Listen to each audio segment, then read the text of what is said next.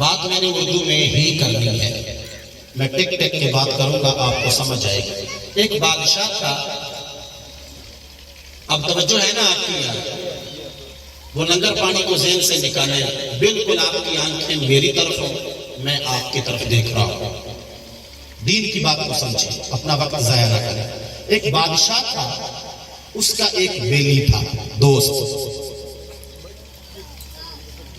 تو اس نے اپنے دوست کو کہا کہ میں تیرے سے بڑا خوش ہوں اور تمہیں میں ایک دن کی اجازت دیتا ہوں کہ تم میرے محل میں داخل ہو جاؤ اور جو کچھ شام تک ہو سکے لے جاؤ۔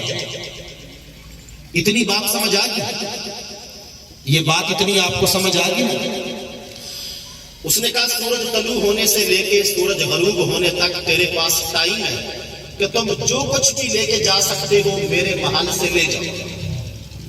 وہ دوست اس محل میں داخل ہوا تو کئی قسم کے کھانے جو اس نے زندگی میں کبھی نہیں دیکھے تھے اس کو نظر آئے، اور ایسے ایسے قیمتی خوشبودار مشروبات، شربت جو اس نے کبھی پیے نہیں۔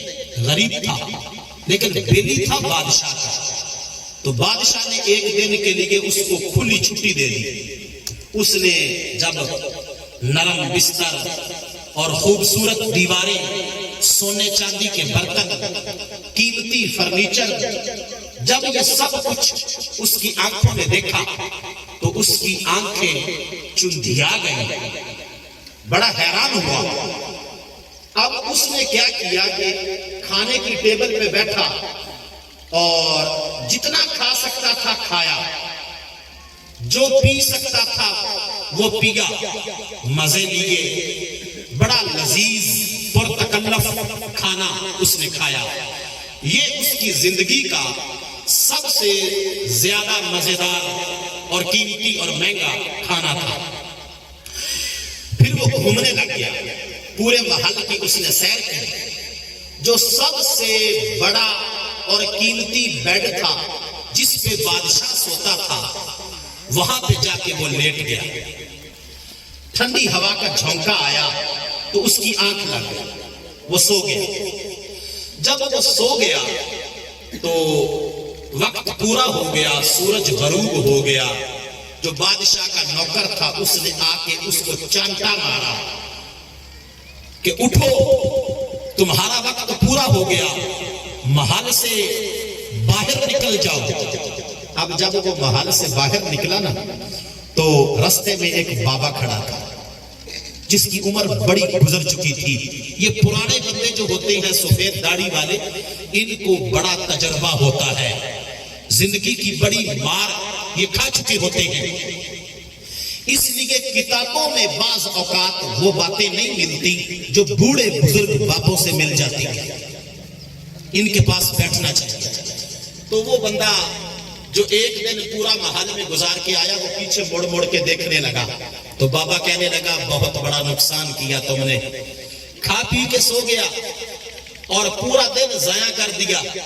تجھے بادشاہ نے کہا تھا جو لے کے جانا ہے لے جاؤ، ہیرے جواہرات تھے، سونے کے برتن تھے، قیمتی فرنیچر تھا، بڑے مہنگے قالین تھے، پکھراج، نیلم، یاقوت، مرجان، اتنے قیمتی موتی تھے، تم نے تو کچھ بھی نہ کیا۔ 4-5 موتی اٹھا لیتا، سونے کے کچھ برتن اٹھا لیتا۔ تجھے تو بادشاہ نے کہہ دیا تھا کہ جو محل کے باہر سورج غروب ہونے سے پہلے تو لے کے چلا گیا وہ تیرا ہے۔ تو کہنے لگا واقعی میں نے بہت بڑا نقصان کیا۔ جس طرح بادشاہ نے اپنے دوست سے خوش ہو کے ایک دن کی مہلت دی تھی، اسی طرح اللہ نے ہم سے خوش ہو کے اس دنیا کے محل میں ہمیں بھیجا ہے۔ اس دنیا کے محل میں سمندر ہے، سپی کے منہ میں موتی ہے، زمیندارہ ہے، سبزہ ہے، حسین و جمیل خواتین ہیں، اولاد ہے، کوٹھی کار ہے، بنگلہ ہے، دولت ہے، انسان ان تمام چیزوں کو دیکھ کے دنیا کی ان چیزوں کو دل دے بیٹھتا ہے. بچہ بڑا ہوگا, اس کے انتظامات, گھر بناتا ہے, یہ سارے کام کاج. لیکن اچانک جس طرح اس بندے کو نوکر نے چھانٹا مار کے اٹھایا تھا کہ تیرا وقت پورا ہو گیا ہے, اسی طرح ایک دن عزرائیل آ کے ہمیں چھانٹا مار کے ہماری جان نکال کے ہمیں کہے گا کہ چلو قبر میں, اب تمہارا امتحان ہوگا. بچپن کیسے گزارا, جوانی کیسے گزاری, پیسہ کیسے کمایا, دولت کہاں سے حاصل کی, اولاد کو کیا سکھایا, اولاد کی کیا تربیت کی, قرآن پر کتنا عمل کیا, حدیث پر کتنا پہرا دیا, سنت مصطفیٰ پر کتنا عمل کیا, آقا کریم کے ساتھ کتنی وفا کی. اب کامیاب کون ہے, ناکام کون ہے؟ ناکام وہ ہے جس کا بچپن بھی ویسا, جوانی بھی ویسے گزر گئی, بڑھاپا بھی 70 سال گزر گئے, مسجد نہ جا سکا, 80 سال گزر گئے, قرآن کا ترجمہ نہ پڑھ سکا, 80 سال کی عمر میں اس کو یہ پتا ہی نہ چلا کہ میرا پیدا ہونے کا مقصد مجھے رب نے کیا دیا تھا. وہ سود میں لگا رہا, گھر بار بنانے میں لگا رہا, بچے پیدا کرنے میں لگا رہا, ان کا ٹکر پانی کمانے میں لگا رہا. اچانک عزرائیل آیا, اس نے کہا تیرا تو وقت پورا ہو گیا, چلو نکلو باہر. اب سیاڑا بندہ وہ ہے, عقل مند دانش مند وہ ہے جو دنیا کے محل میں آ کے یہاں سے وہ سامان اکٹھا کرے جو ہمیشہ کے لیے رہنے والا ہے. کہ جب قبر میں جائے گا وہاں پہ کوئی لائٹ نہیں ہے, کوئی بلب نہیں ہے, کوئی ایئر کنڈیشن نہیں ہے, کوئی پنکھا نہیں ہے, کوئی سوراخ نہیں ہے, کوئی بیٹا نہیں ہے, کوئی بیٹی نہیں ہے, نہ وہاں پہ بیوی ہے, نہ وہاں پہ چیخ پکار پر تھپکی دینے والی ماں ہے, نہ وہاں پہ باپ ہے. بندہ پڑھا لکھا ہے, بندہ MSc کیا ہوا ہے, لیکن وہ دنیا سے گیا ہے, وہاں پہ لتریشن اس کی ہو رہی ہے, وہاں پہ لوہے کے گرز اس کے سر پہ مارے جا رہے ہیں, وہاں پہ آقا کریم کے چہرے کی پہچان نہیں کر پا رہا, اپنے محبوب کے چہرے کو سیان نہیں رہا, کہتا ہے مجھے معلوم نہیں. اس بندے کی مثال اس دوست کی ہے کہ جس کو بادشاہ نے ایک دن کا وقت دیا تھا. ایسے ہی بے مثل و بے مثال اللہ نے اپنے بندے کو پیدا کر کے قرآن مجید پارہ نمبر 27 رکوع نمبر 2 آیت نمبر 5 اللہ نے فرمایا وَمَا خَلَقْتُ الْجِنَّ وَالْإِنسَ إِلَّا لِيَعْبُدُونِ. میں نے جنات کو اور انسانوں کو فقط اپنی عبادت کے لیے پیدا کیا ہے. کائنات کی ہر چیز چاہے وہ جاندار ہے وہ بے جان ہے, سارا کچھ انسان کے لیے قربان ہے. انسان کے شروع میں کیا ہے؟ الف. انسان کے شروع میں الف ہے. الف سے مراد کیا ہے؟ اللہ. الف سے مراد کیا ہے؟ یاد رکھیں, ایک لفظ ہے حیوانات, ایک لفظ ہے نباتات, ایک لفظ ہے جمادات. میں زیادہ لمبی بات نہیں کرتا. حیوانات جانوروں کو کہتے ہیں, بھیڑ بکریوں کو, بھینسوں کو, چوپائے جانوروں کو, جن کو ہم کھیتی باڑی میں استعمال کرتے ہیں, جن سے ہم دودھ لیتے ہیں, جن کا ہم گوشت کھاتے ہیں, جن کے چمڑے کا کاروبار کرتے ہیں. اور نباتات جڑی بوٹیاں, کماد نباتات ہے, مکئی نباتات ہے, ہر جڑی بوٹی, ہر سبزہ, گھاس, یہ درخت, یہ نباتات ہے. اور ایک ہے جمادات. جمادات کیا ہے؟ سونا چاندی, نمک, جتنی دھاتیں ہیں, جتنے پہاڑ ہیں, ان کو جمادات کہتے ہیں. یہاں تک بات کو سمجھنے کے بعد تھوڑی سی بات ڈونگی ہے, تھوڑی سی گہری ہے, لیکن بات بڑی مزیدار ہے. جمادات کے شروع میں جیم آتا ہے. کیا آتا ہے؟ نباتات کے شروع میں نون آتا ہے. حیوانات کے شروع میں ہاں آتا ہے. ان تینوں کو سمجھو. نباتات کے شروع میں نون کیا کہہ رہا ہے؟ حیوانات کے شروع میں ہاں کیا کہہ رہا ہے، جمادات کے شروع میں جی کیا کہہ رہا ہے، اور سب سے آخر میں انسان ہے۔ دیکھو سب سے پہلے نمبر پہ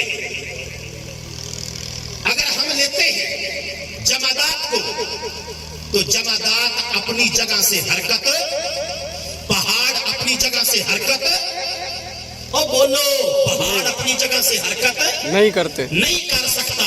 پہاڑ کا قد بڑھتا نہیں، پہاڑ پھلتا پھولتا نہیں۔ تو جمادات کے اندر کتنی خوبی؟ ایک، کتنی خوبی؟ ایک، صرف جگہ گھیرتا ہے۔ سیکنڈ نمبر پہ آ جاؤ، سیکنڈ نمبر پہ کیا ہے؟ نباتات۔ نباتات کے شروع میں نون ہے، نون کا معنی ہے نشو و نما۔ کیا معنی ہے؟ نشو و نما۔ نشو و نما، یعنی کہ نباتات کے اندر دو خوبیاں، جمادات کے اندر جیم کا معنی جمنا، نون کا معنی نشو و نما، یعنی کہ جڑی بوٹیاں پھلتی پھولتی ہیں۔ آج تم نے بیج لگایا، پھر کومپل نکلی، پھر 1 سال کا درخت ہوا، پھر بڑا ہوا۔ آج تم نے مکئی لگائی، پھر مکئی لگنے کے بعد اس کا پورا جو ہے وہ ٹانڈا بنا، پھر اس پہ چھلی لگی، پھر تم نے اس کو کاٹا، پھر چھلی کو آگے تم نے اس کا ٹکڑا علیحدہ کیا، اور سارے مکئی کے دانے علیحدہ کر کے اس کو تم نے بیچا۔ تو پتہ چلا نباتات میں دو خوبیاں ہیں، جگہ بھی گھیرتی ہے، قد بھی بڑا ہوتا ہے، چھوٹا ہوتا ہے۔ آگے تیسرے نمبر پہ حیوانات۔ حیوانات کیا ہے؟ جانور۔ جانوروں میں 3 خوبیاں، نمبر 1 جگہ گھیرتی، نمبر 2 نشو و نما پاتی، نمبر 3 چلتی پھرتی ہے۔ جانور چلتے پھرتے ہیں۔ انسان جمادات قربان ہوتا ہے نباتات کے لیے۔ وہ کیسے کہ جمادات زمین ہے، زمین کو پھاڑ کے اس میں بوٹا لگایا جاتا ہے، اور نباتات قربان ہوتا ہے حیوانات کے لیے کہ جڑی بوٹیاں حیوانات کھاتے ہیں۔ حیوانات قربان ہوتے ہیں انسان کے لیے۔ تو پتہ چلا جمادات میں 1 کوالٹی، نباتات میں 2 کوالٹیاں، اور حیوانات میں 3 کوالٹیاں۔ ان تینوں پر ہی کل کائنات کا وجود ہے۔ تو پتہ چلا کل کائنات جمادات کی صورت میں ہو، نباتات کی صورت میں ہو، یا حیوانات کی صورت میں ہو، ان سب کو استعمال کرنے والا انسان ہے۔ لیکن یاد رکھیں اللہ نے جمادات کو قربان کروایا نباتات کے لیے، نباتات کو قربان کروایا حیوانات کے لیے، حیوانات کو قربان کروایا انسان کے لیے، اور انسان کے شروع میں الف کو رکھ کر یہ بیان کر دیا کہ الف سے مراد اللہ ہے، سب کچھ تیرے لیے قربان ہے، تو کسی کے لیے قربان نہیں، تو اپنے رب رحمان کے لیے قربان ہے۔ یہ ہے حقیقت۔ میں ساری بات کو ان چند الفاظوں میں سمیٹنا چاہتا تھا، تو پھر میرے ذہن میں آیا کہ میں یہ مثال دے کے بیان کروں۔ آج جنازے اٹھا کے پھر بھی مسجد ویران ہے، کنجرخانہ آباد کر کے پھر بھی مسجد ویران ہے، آج سائیکل کا اڈا آباد ہے، مسجد ویران ہے، آج تاش کا اڈا آباد ہے، مسجد ویران ہے، آج چائے کے ہوٹل پہ ٹولیاں بن کے لوگ بیٹھتے ہیں، وہ آباد ہے، مسجد ویران ہے۔ آج دین غریب الوطن ہے، آج اسلام پردیسی ہے، آج اسلام کے پاس گھر نہیں ہے۔ یہ اسلام صحابہ کی گردنیں کٹوا کے، چھوٹے چھوٹے بچوں کے جانے کے نذرانے لے کر، صحابہ کو بے گھر کر کے، ان کی ہجرت کروا کے، ان سے مکہ چھڑوا کے اور ان سے مدینہ چھڑوا کے یہ اسلام چلا تھا۔ مکہ سے مدینہ تک، مدینہ سے حنین تک، حنین سے بدر تک، بدر سے احد تک، احد سے احزاب تک، احزاب سے خندق تک، اور پھر یہ اسلام چلتا چلتا 60 ہجری میں کربلا گیا، حسین کو قربان کروایا، حسین کے بچوں کو قربان کروایا، حسین کے سر کو نیزے پہ چڑھوایا، حسین کے سر کو نیزے پہ چڑھوا کے بے گھر حسین کی زبان سے قرآن کو سنوایا۔ آج لوگ حسین حسین کرتے ہیں، آج لوگ علی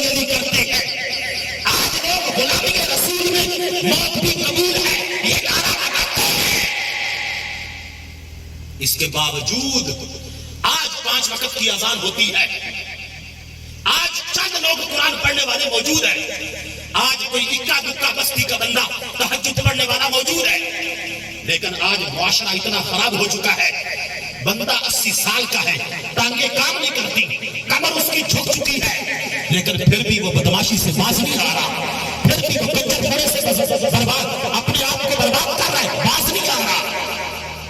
جس کی ٹانگیں بڑھاپے میں مسجد کی طرف نہ اٹھ سکی، اگر وہ بھی کہے کہ بغیر حساب و کتاب کے میں پاس ہو جاؤں، خدا کی قسم یہ خام خیالی ہے، رب ہے، وہ آدھے ایک ایک پائی کا حساب ہوگا۔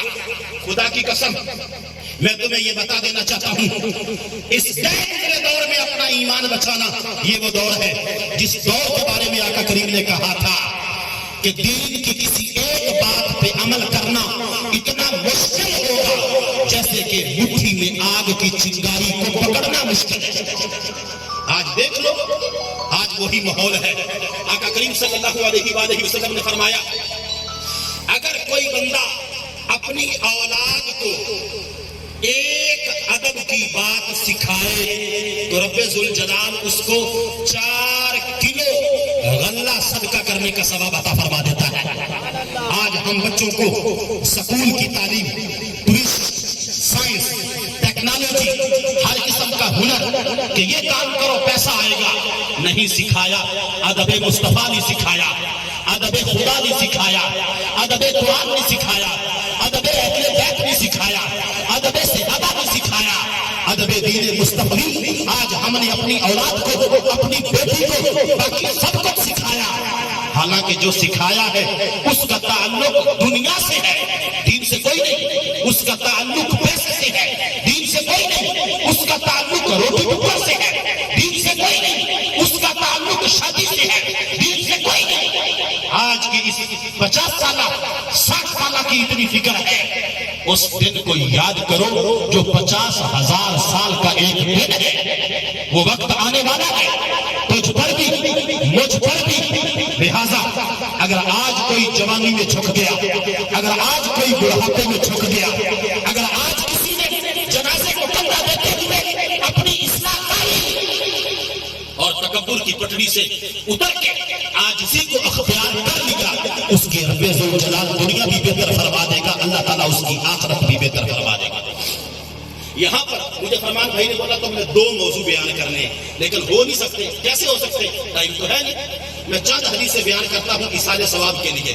میت جس وقت قبر میں چلی جاتی ہے تو اس کو کوئی کسی قسم کا اور فائدہ ایصال ثواب اور بخشش کی دعا کے علاوہ نہیں پہنچایا جا سکتا۔ یہ امت مصطفیٰ پہ کرم ہے۔ الموجم الاوسط میں حدیث پاک ہے، آقا کریم نے فرمایا میرے غلام قبر میں جائیں گے، گناہوں کے ٹوکرے اٹھا کے جائیں گے، لیکن جب قیامت کے دن اپنی قبروں سے اٹھیں گے ان کے ذمہ کسی قسم کا کوئی گناہ نہیں ہوگا۔ صحابہ کہنے لگے یا رسول اللہ گل بڑی حیران کون نے، یہ کیویں ہو سکتا ہے کہ گناہاں دے پہاڑ لے کے گیا ہوئے تے جدوں اٹھیچا ہوئے اودوں پتے کوئی گناہ نہیں۔ آقا کریم نے فرمایا گل انجی ہے، میں تھانوں دسنا او بندہ ایہو جی اولاد، ایہو جی بھائی، ایہو جے بیٹے بیٹیاں پیچھے چھڈ کے آیا ہوئے گا جیڑے پوری زندگی ان دے واسطے بخشش کی دعا کرن گے، اللہ تعالیٰ کسی بھی دعا قبول کر کے ایصال ثواب جڑا انہوں پہنچاندے رہے ان دی وجہ تو رب ذوالجلال انہوں کوڑے کاغذ طرح گناہاں تو دعا کر کے بے حساب و کتاب جنت وچ داخل کر دے گا۔ حدیث نمبر 2 آقا کریم نے ارشاد فرمایا جڑا بندہ جمعے والے دن ماں پیو دی قبر تے جاوے سورت یاسین پڑھے فائدے 2 کنے؟ نمبر 1 اللہ تعالیٰ اس بندے دے والدین نو سورت یاسین پڑھن دی وجہ تو بخش دیندا ہے۔ چلو یہ تو گل ٹھیک ہے کہ جن دی قبر تے کھلو کے سورت یاسین جمعے والے دن پڑھی گئی وہ بخشی گیا، لیکن دعا پیدا کی گئی کہ جن نے پڑھی ہے قبرستان وچوں نکلن تو پہلے اللہ ان دے پچھلے سارے گناہاں نوں معاف کر دے۔ حدیث نمبر 3 آقا کریم نے ارشاد فرمایا جس بندے نے اپنی ماں دی طرف حج کیتی ہوئے، جس بندے نے اپنے پیو دی طرف حج کیتی ہوئے کہ ماں پیو زندگی وچ حج نہیں کر سکیا، دنیا تو رخصت ہو گیا، چلا گیا، پچھو توفیق ہوئی، اولاد وچوں کوئی وڈیرا ہویا، انہوں اللہ دولت دیتی، انہیں آپ دا حج بھی کیتا اور اپنے ماں پیو دے واسطے حج بدل کیتا، اللہ تعالیٰ ان دا حج بھی قبول کرے گا کہ ماں پیو دے بدلے وچ حج کرن دی وجہ تو دا حجاں دا ثواب ان دے نامہ اعمال وچ لکھ دے گا۔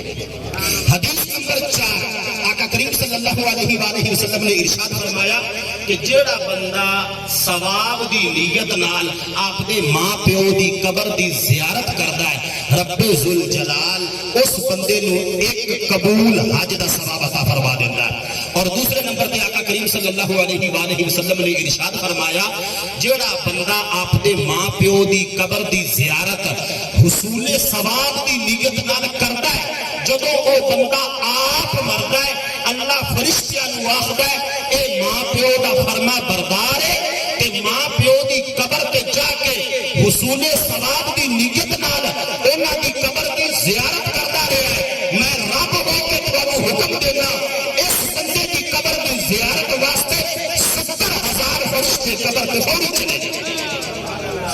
حدیث نمبر 5 کے آخری آقا کریم صلی اللہ علیہ وآلہ وسلم نے ارشاد فرمایا، شعب ایمان کے اندر حدیث پاک موجود ہے کہ جیڑا بندہ فوت ہو جاتا ہے انہوں قبر دے وچ ایصال ثواب دی اتنی ضرورت ہوتی ہے جویں ڈبا نالے نو تنکے دی ضرورت اور آسرا محسوس ہوتا ہے۔ آقا کریم نے ارشاد فرمایا جیڑا تسی ایصال ثواب کرو گے تسی تھوڑا کرو گے، اللہ تعالیٰ پہاڑ بنا کے ایصال ثواب جنوں تسی کیتا ہے انہوں تحفہ عطا فرمائے گا۔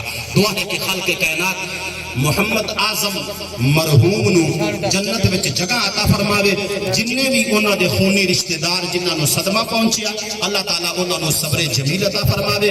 جو میں بیان کیتا اللہ تعالیٰ مینوں میری نسل نو اور تھانوں ساریاں نو اللہ تعالیٰ اس تے عمل کرن دی توفیق عطا فرماوے۔ آخری گزارش ہے ہاتھ کھڑے کروانے کہ تسی کرنے ہیں تو مڑ بھی ٹھیک ہے، نہیں کرنے تو 2-3 باری منت کرلا کر کے کھڑے کروا، جنہ آج تو بعد وعدہ نہیں نیت کرنی، کیونکہ اگر تسی نیت کر لی اللہ تعالیٰ پھر بھی ایک نیکی دا ثواب عطا فرما دے گا اور پھر توفیق بھی ملے گی۔ 5 وقت دی نماز کون بندہ قائم کرنے کی کوشش کرے گا؟ کوشش اے پچھلے ہاتھ کو نیچو 5 وقت دی نماز او بھائی فرض ہے، اس کو بغیر گزارا کوئی نہیں، اگلے اچھی نہیں بڑا ہے، واری نہیں آن دینی ہونا، اگر یاد رکھو جان بوجھ کے ایک نماز چھڑنا کفر ہے۔ اسی لوگاں نو ایک بالکل ڈرامے بازی بنایا ہوا ہے، جان بوجھ کے ایک نماز کبیرہ گناہ، لہذا نماز دی کوشش کرو۔ جدو بندہ نماز دی کوشش کرتا ہے مڑ ہولی ہولی بندے نو دین سکھن کی چس پہ جاندی، جدو دین سکھن کی چس پہ جاندی مڑ گھر دا ماحول ٹھیک ہو جاتا ہے۔ دعا ہے کہ خالق کائنات عمل دی توفیق عطا فرمائے، آمین۔ وآخر دعوانا ان الحمد للہ رب العالمین۔